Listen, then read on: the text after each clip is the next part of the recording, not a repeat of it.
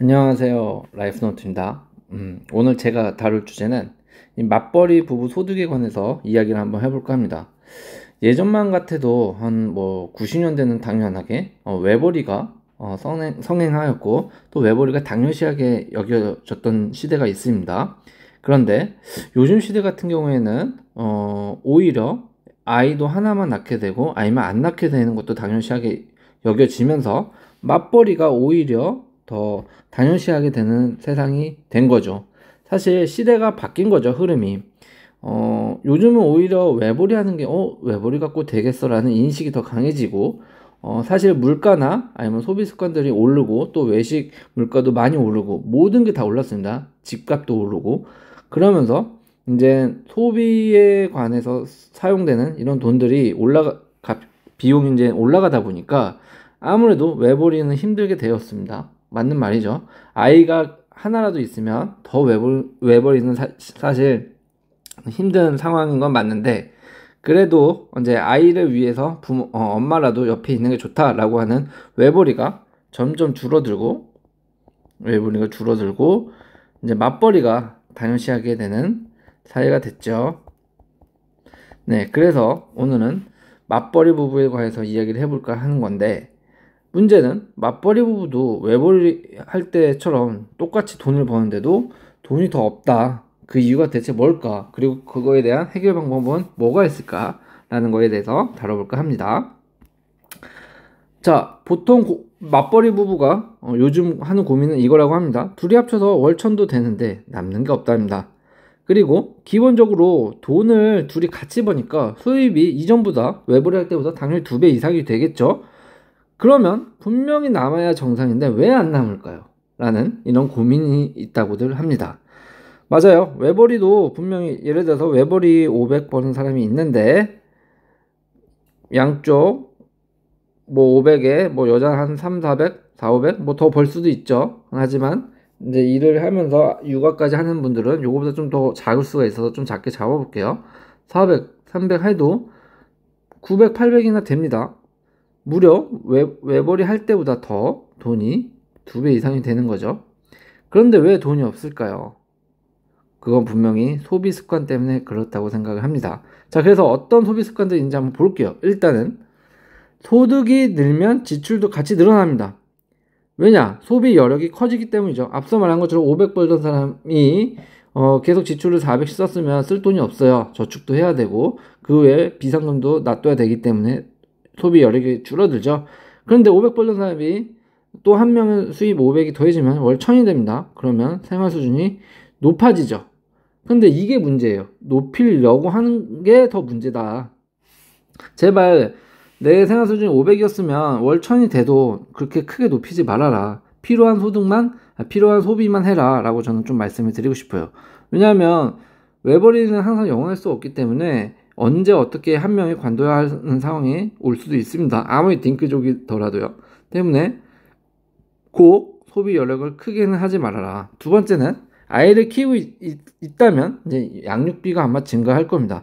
외벌이가 아니라 맞벌이더라도 양육비라는 게 들 수가 있어. 아이가 있기 때문에 꼭 아이가 있으면 외벌이라는 이런 인식은 요즘 사회에서는 아닌 것 같아요. 바뀐 것 같아요. 아이는 아이대로 맡겨두고 아니면 아는 사람한테 부탁을 하든 보통 어린이집이나 유치원을 보내고 맞벌이가 더 하는 게 편하다. 그리고 육아하기에도 더 편하고 오히려 맞벌이를 하면서 아이를 키우는 게 경제적으로도 여유가 있기 때문에 맞벌이가 당연시 해야 된다. 라는 생각이 있다고도 합니다. 보통. 그리고 제 주변만 봐도 그런 것 같고요. 때문에 양육비가 증가가 합니다. 맞벌이도. 그런데 문제는 뭐냐? 제발 이런 영어 유치원 같은 데를 보내지 말아라. 그리고 학원비도 필요한 학원비만 써라. 가사 도우미 꼭 써야 할까요? 베이비시터 요런 게 저는 정말 불필요한 소비라고 생각을 하거든요. 맞벌이 돼서 월 1000이 되면 소비 여력이 높아져도 높이지 말고 저축 여력을 저는 높이는 걸 추천을 해드립니다. 저축 여력을 높이세요. 생활 수준을 높이려고 하지 말고요. 그러면 아이가 유치원 다녀오면 가사 도우미가 필요한데요. 이거는 차라리 가사 도우미 쓸 바에는 시댁이나 친정이나 이렇게 소정의 이렇게 어머니, 시댁 어머니, 친정 어머니나 소정의 이렇게 용돈을 드리면서 쓰는 걸 오히려 더 추천을 드리고요. 이런 상황이 안 될 때 가사 도우미를 쓰시는 걸, 그것도 몇 시간만, 그것도 국가에서 하는 또 가사 도우미들이 있죠. 그런 몇 시간만 좀 사용하는 거를 저는 좀 권고드리고, 유치원은 제발 국립 같은 경우에는 10만원 내외, 그리고 그냥 유치원 같은 경우에는 한 30에서 40만원 정도 해요, 평균. 근데 영어 유치원은 최소 120, 150 정도 하나요? 그리고 200 이상입니다. 여기에 유치원 2년? 2년 다니면서, 크게 길게는 3년이겠군요. 3년 다니면서 이 소비를 3배, 4배씩 쓸 필요가 없습니다. 그렇다고 여러분들의 자녀가 영어를 네이티브처럼 잘할 건 아닙니다. 때문에 제발 영어 유치원을 돈 쓰지 마라. 학원비, 요즘 뭐 줄넘기 학원 같은 거라는 게 있더라고요. 레고 학원. 제발 이런 거 집에서 하십시오. 이런 거 다니지 마십시오. 그리고 맞벌이가 돈이 없는 이유가, 세 번째가 세금 부담이 커지기 때문이죠. 맞벌이 부부 같은 경우에는 이제 소득이 합산되면서 세율구가 조금 더 높이 해당될 가능성이 있습니다. 그래서 세금이 높아지면 어떻게 되죠? 당연히 내가 번 게 1000이더라도 세금이 50 내던 게 200 내면, 외벌이 낼 때 50 내던 게 같이 벌어서 200 내면 당연히 내 소득은 800 버는 것처럼 뿐이 안 느껴지는 겁니다. 이건 극단적인, 심플하게 계산하기 위해서 간단히 얘기를 한 거고요. 때문에 세금 부담이 커질 수 있다. 이런 거는 잘 부부끼리 의논을 해서 좀 유리한 쪽으로 진행을 하는 걸 좀 추천을 드립니다. 뭐 이렇게 소득이 합산돼서 세율이 더 높은 구간에 해당되는 항목들이 많아서 요거는 생략할게요. 자, 편리함을 추구하는 거, 이게 가장 맞벌이 부부의 큰 문제라고 생각을 합니다. 맞벌이는 힘듭니다. 시간도 없습니다. 그렇기 때문에 시간이 계속 부족하기 때문에 편리함을 추구하는 거죠. 사실 이 편리함 때문에 모든 산업이 저는 발달하는 것 같습니다. 그런데 이거는 맞벌이 부부는 절대 하면 안 된다고 저는 생각을 해요. 왜냐하면 추가 비용 지출하는 게 너무 많아요. 돈은 돈대로 잘 벌어놓고서 피곤하고 시간 없고 힘드니까 외식, 배달 음식을 집에 와서 저녁에 합니다. 그리고 안 해도 되는 세탁, 왜 서비스를 하는지 모르겠습니다. 모두 집에 세탁기와 건조기는 있습니다. 웬만하면 건조기는 없어도 됩니다. 널어도 됩니다. 세탁기는 무조건 있습니다. 왜 세탁 서비스를 하는지 모르겠습니다. 자차 이용, 이거는 어쩔 수 없이 해야 되지만 대중교통을 이용할 수 있으면 대중교통을 이용하는 걸 추천드리고요. 제일 하면 안 되는 거죠. 그냥 세차 2,000원이면 합니다. 기름 넣고 2,000원에서 3,000원 정도 하면 하는데, 왜 한 달에 출장 서비스 주 1, 2회 오는 서비스를 부르면서 몇십만 원씩 여기다가 쓰는지, 자신의 2,000원, 일주일에 2,000원씩 해도 한 달이면 한 8,000원 뿐이 안 씁니다. 만 원도 안 되는 돈을 왜 몇십만 원씩 쓰면서 몇십 배에 달하는 소득을 쓰는지 이해가 안 갑니다. 편리함을 추구하지 마십시오. 원래 부자는, 그리고 돈은 몸이 불편해야 모아지는 겁니다. 다섯 번째, 이거는 어쩔 수 없는 요즘 시대의 흐름일 수밖에 없는데요. 주거비가 상승을 했죠. 맞벌이 부부는 높은 소득을 믿습니다. 당연히 500 버는 거, 왠지 내가 500을 벌어오지만 합치니까 당연히 내가 1000을 번다고 착각을 합니다. 그래서 신축 같은 월세 높은 주택을 선호하거나, 아니면 일반적으로 외벌이 할 때보다 지출이 더 높아요. 왜냐? 높은 월세만 찾습니다. 왜? 신축만 찾기 때문에. 왜? 깨끗한 데만 찾기 때문입니다. 네. 찾기 때문에. 절대 안 됩니다. 좀 지저분해도 내가 스스로 닦으면서 해도 돼요. 조금 싼 데를, 오히려 신혼 때 깨끗하고 쾌적하고 신축 같은 데 살려고 하는데 저는 반대라고 생각해요. 오히려 신혼 때는 뭘 해도 둘이 견딜 수 있고 버틸 수가 있어요. 뭐 사랑의 힘으로도 버틸 수 있고, 이제 젊음으로 버틸 수가 있습니다. 몸도 따라주고 마음도 건강하기 때문에. 그렇기 때문에 오히려 신혼 때 신혼을 즐기기 위해서 신축으로 높은 주거비를 사용하지 마시고 구축으로 가서 그 다음에 이제 신축으로 바꾸는 방향이 저는 낫다, 이렇게 봅니다. 이건 죄송합니다. 뭐 글이 복사가 됐네요. 전에 글이. 다음에는 이제 여섯 번째로는 요거는 좀 케이스 바이 케이스인 것 같은데, 보통 이런 데도 있고 아니런 데도 있어요. 사회적 기대와 압박 비용이 좀 들어갑니다. 맞벌이가. 이게 뭐냐? 아이가 없는 맞벌이 부부는 소득이 높다라는 주변 인식이 분명히 있어요. 때문에 결혼식이나 뭐 선물하거나 인간관계 비용들이 더 듭니다. 예를 들어서 맞벌이 부부가 어디 이제 신혼 외벌이나 아니면 아기가 있는 외벌이 집에 뭐 그런 뭐라고 하죠? 집들이 같은 데를 갔어요. 가면 일반적인 집들이 손님으로 와서 주는 선물보다 맞벌이 부부가 가는 요 비용이 조금 더 든다는 겁니다. 선물이 좀 더 비싸야 돼요. 왠지 모르겠어요. 그런데 괜히 안 비싸거나 좋지 않으면 주구선도 시선적으로 욕을 하는 그런 상황도 있더라고요. 이거는 제 경험상 말씀을 좀 드린 겁니다. 그리고 사실 실제로도 이게 아니더라도 뭐 결혼식 같은 데서도 축의금을 하더라도 괜히 맞벌이 부부 갈 때는 축의금을 남들보다 더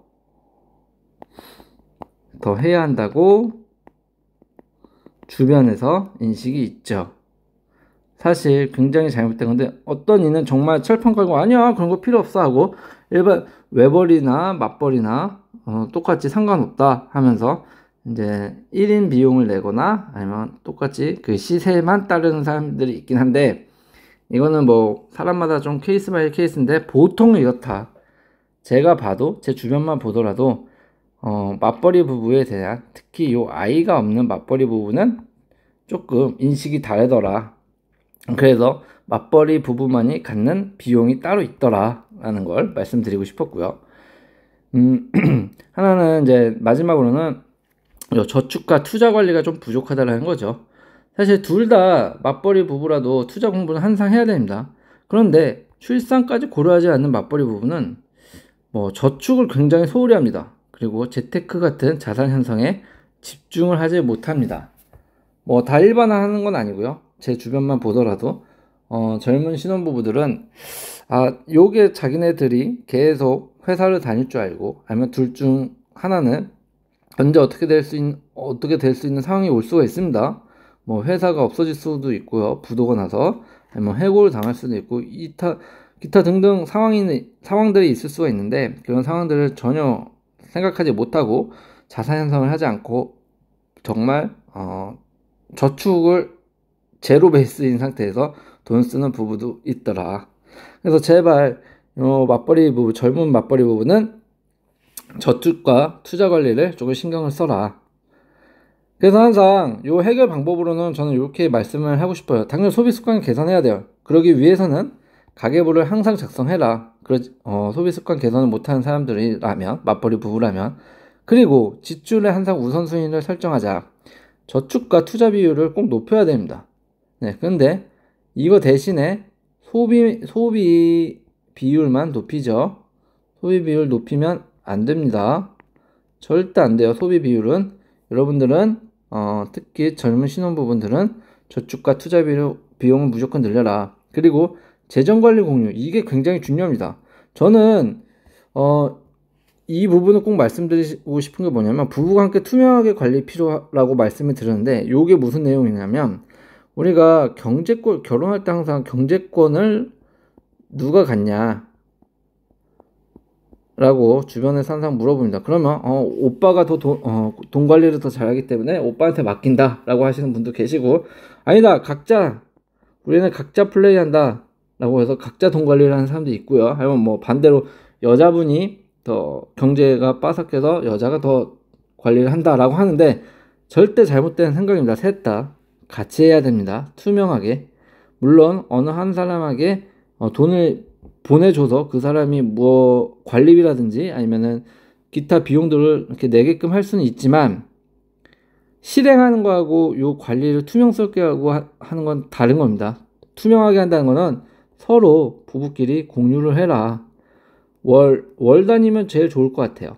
월 단위로 어떻게 이번 달 얼마 나갔고 지출이 어떻게 나갔고 저축은 얼마 했다. 공유를 해라. 무조건 공유를 하세요. 네. 공유를 해야 여러분들은 진짜 살아갈 수 있습니다. 왜냐? 반대로 각자 관리하는 사람한테 저는 이렇게 묻고 싶어요. 우리는 각자 관리라고 하는데 왜 공동비용을 따로 내고 각자 관리를 하면 나쁜 게 뭐냐면 이 공유가 안 돼요. 정보 공유가. 때문에 와이프가 망하면 와이프만 망하나요? 저도 같이 망하는 겁니다. 그리고 남편이 망하면 남편만 망하나요? 와이프도 같이 망하는 거예요. 왜냐? 부부는 공동 경제이기 때문에 그렇습니다.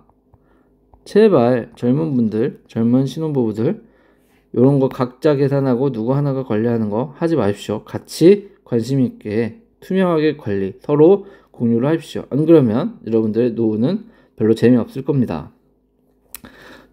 외벌이 맞벌이 모두 기억합시다. 우리는 회사 다니는 이상 우리의 벌이는 항상 생각보다 짧을 수가 있다. 영원하지는 절대 않습니다. 벌 수 있을 때 항상 자산 형성을 제발 해놓읍시다. 그래야 여러분들의 노후가 기다리고 있습니다. 이상 라이프노트였습니다. 감사합니다.